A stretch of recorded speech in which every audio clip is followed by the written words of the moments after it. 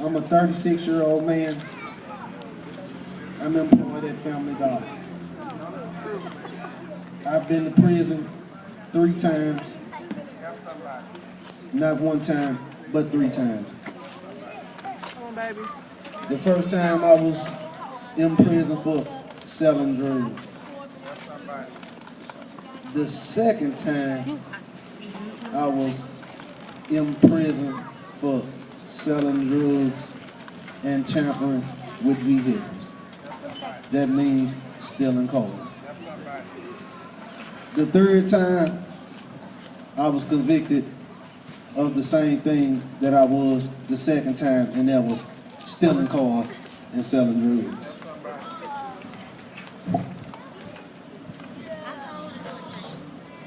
Don't make me cry, Vernon. Quite often, it seems that when you dare to be different, you get talked about. You get lied on, Big man. You're in the family. and most of all, you get disrespected.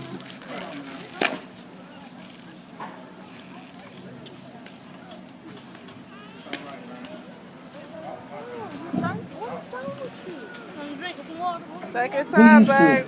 to think it was okay to stand outside on the street corners? We stay out all night and all day.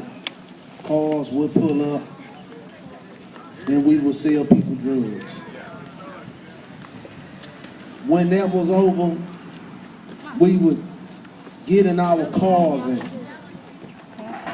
go to various different areas and vandalize things and people's property and steal their cars and steal their radios and leave their cars on 4 bricks. We done stole all their rims. That's what we used to do.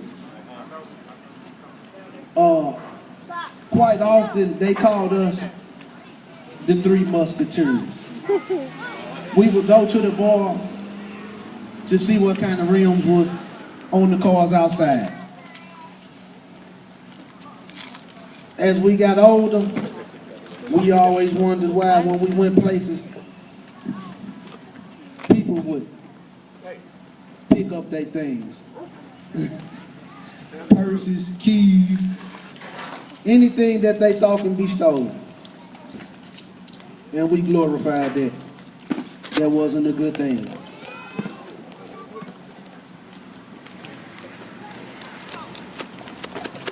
Sometime shortly after that, I was arrested again. I wasn't charged with anything, but my wife always tells me that when God's trying to get your attention, Come on now. that he will sit you down. That's the truth. Now I was already locked up 1 time, 2 times, 3 times. Now here we go again, a 4th time. Come on, man. I wasn't charged with anything, like I said, but I was there for about 14 or 15 days. And I got a chance to see some things, hear some things, and see some more things and hear some more things. People was coming and going. It seemed that I would never get out of that place. I could always remember the smell.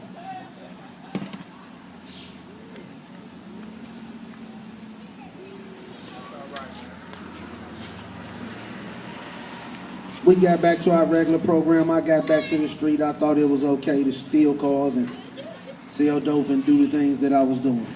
And once again, I was punished. I was in prison another time. With all of this being said, it's not a good thing to be disrespectful, to other people's things, no matter how small. Hey, my friend, you guys are talking.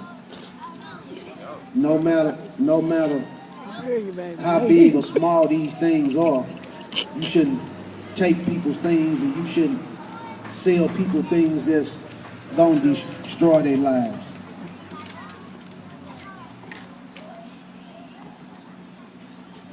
We left one night and everything was going just as normal as it seemed like it would. We came to Illinois, a trip that we very seldomly took. We got off at a winding road and went to steal this El Camino. He wanted something off of it, I wanted something off of it, and the other guy wanted something off of it. So we went, take this. We took it. My friend sped off down the road and crashed over in what there was a cornfield. We didn't accomplish the mission that we went for.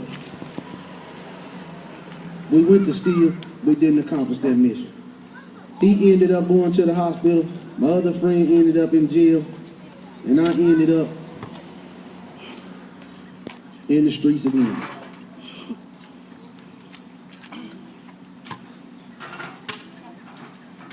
It wasn't by situation or circumstance I met a young lady. Wasn't even going to church, wasn't even going by church, didn't have it on my mind to even go past this place. But I went past this church and I met a young lady and we got to conversating, and it seemed like things started to look up. And then as soon as it started to look up, it started to look down again, because I started to not be in the streets as much. Not be at the club or outside or hanging in the neighborhood drinking a beer. You know, just, it started looking real up. So the more and more I came, the more and more God started to work on me. And for a small instance in my mind, I thought that all the bad things was gonna go away. That wasn't true.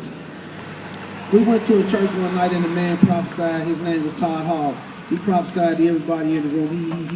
He performed a miracle. I got a first-hand chance to see it. I had never seen it. It was a wonderful, beautiful thing. But he said something before he closed his sermon, and he said, it's somebody in here that's going on a journey and you're going somewhere and God gonna do some things for you, but the hardest thing that's gonna be for you is that your family gonna attack you. I was just like, oh, okay, that's cool. He said a wonderful thing, not knowing that while he was prophesying to all these other people, he was prophesying to me, even though he didn't call my name. Because I was at a vulnerable point at that time. I just had met Deborah. She's showing me some new things, and I'm able to show my son some new things, and my mother started acting up. And in the midst of my mother acting up, my father's acting up. My son is acting up at school more than he's ever acted up the whole time I've had him. My brother's saying things about me that not even true.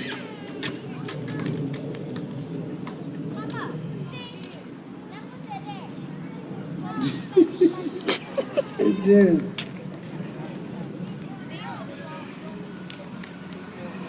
we gotta do something different. We gotta do this.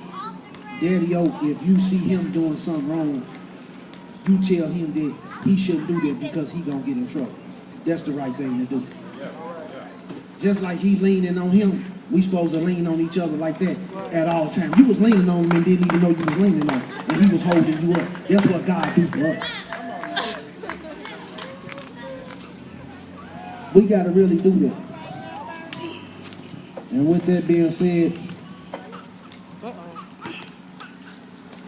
I had some old tools that I want to leave here today because I used to carry them around with me all the time because this is what I used to do. Would you like for me to show them to you? Would you guys like to see my old tools that I used to carry around all the time? These here are my old tools. Some brownies and a screwdriver. And I kept one of them because I used to call it the master key. You can actually see that it's been used not one time, but on several occasions. Minister, baby.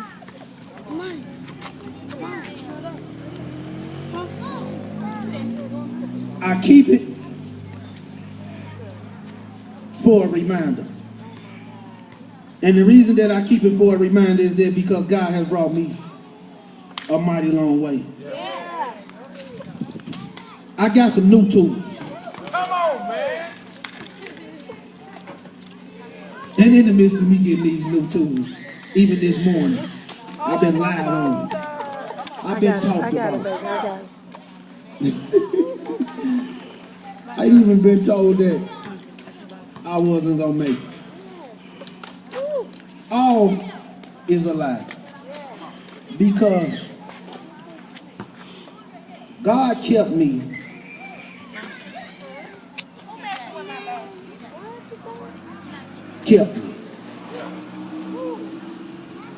from being dead in the ground. It's easy to get dead in the ground. You can go around the corner, leave her, go around the corner, and get dead. That's how easy it is. A car can come through here flying, see the street blocked off, and hurt somebody. Yeah. But God. But God. When you got God, you got everything. Yes, yes. I got a wonderful, new, improved key. This, the word of God, which keeps you.